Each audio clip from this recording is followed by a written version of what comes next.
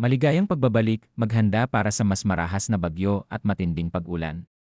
Mangyaring i-like ang video na ito at ibahagi sa iba upang makakuha sila ng tamang impormasyon at mag-subscribe sa aking channel upang makakuha ng susunod na mahalagang babala.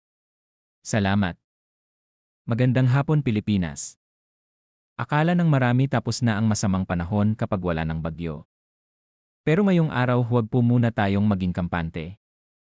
Dahil kahit walang binabantayang low pressure area, patuloy pa ring nakaapekto sa bansa ang shearline at amihan. Sa pinakahuling ulat ngayong alas 2 ng hapon ika-8 ng Pebrero 2026. Wala pong minomonitor na low pressure area para sa posibleng pagbuo ng bagyo. Magandang balita ito. Ngunit hindi pa rin tapos ang banta ng malalakas na ulan, hangin at maalon na karagatan sa ilang bahagi ng bansa. Narito ang 24 na oras na public weather forecast na inilabas alas 4 ng hapon ngayong araw. Unahin natin ang sitwasyon sa Southern Luzon at ilang bahagi ng Visayas. Isang shearline ang patuloy na nakaapekto sa mga lugar na ito. Dahil dito ang Mimaropa, Bicol Region, Western Visayas, Quezon, Northern Samar at Eastern Samar ay makararanas ng makapal na ulap. Asahan ang kalat-kalat na pag-ulan at panakanakang pagkulog at pagkidlat.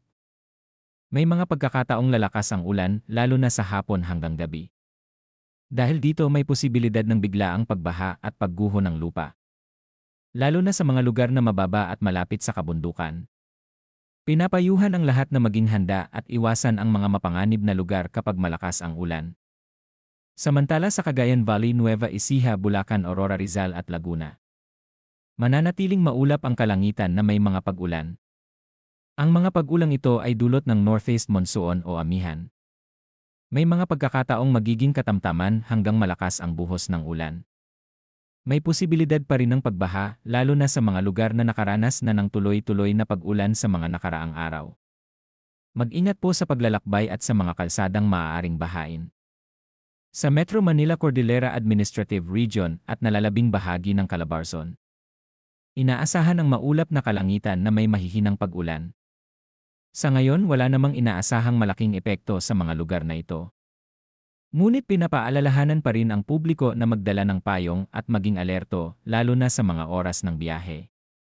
Sa iba pang bahagi ng Luzon, bahagyang maulap hanggang maulap ang kalangitan na may panakanakang mahinang ulan. Wala ring inaasahang malaking epekto. Samantala sa nalalabing bahagi ng bansa, kabilang ang Visayas at Mindanao, bahagyang maulap hanggang maulap ang kalangitan na may panakanakang pag-ulan o thunderstorms. Ang mga pag-ulang ito ay dulot ng localized thunderstorms. Kapag nagkaroon ng malakas na thunderstorm, maaaring magdulot ito ng biglaang pagbaha at pagguho ng lupa, lalo na sa mga lugar na bulubundukin. Ngayon naman alamin natin ang lagay ng hangin at karagatan. Sa Northern Luzon, Central Luzon at silangang bahagi ng Southern Luzon at Visayas, inaasahan ang malakas hanggang malabagyong hangin mula sa hilagang silangan. Dahil dito ang karagatan sa mga lugar na ito ay magiging maalon hanggang napakaalon. Ang taas ng alon ay maaaring umabot mula 2.8 metro hanggang 5.5 metro. Lubhang mapanganib ito para sa maliliit na sasakyang pandagat. Pinapayuhan ang mga mangingisda at mga may bangka na huwag munang pumalaot. Sa nalalabing bahagi ng Luzon, katamtaman hanggang malakas ang hangin mula sa hilagang silangan. Ang karagatan ay katamtaman hanggang maalon kaya mag-ingat ang mga biyaheng pandagat.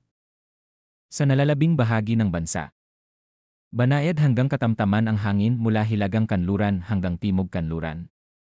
Bahagyang maalon hanggang katamtaman ang lagay ng dagat. Para naman sa tala ng temperatura, ang pinakamababang temperatura ngayong araw ay 24.9 degrees sentigrado na naitala alas 8 ng umaga. Ang pinakamataas na temperatura ay 25.9 degrees sentigrado na naitala alas 2 ng hapon.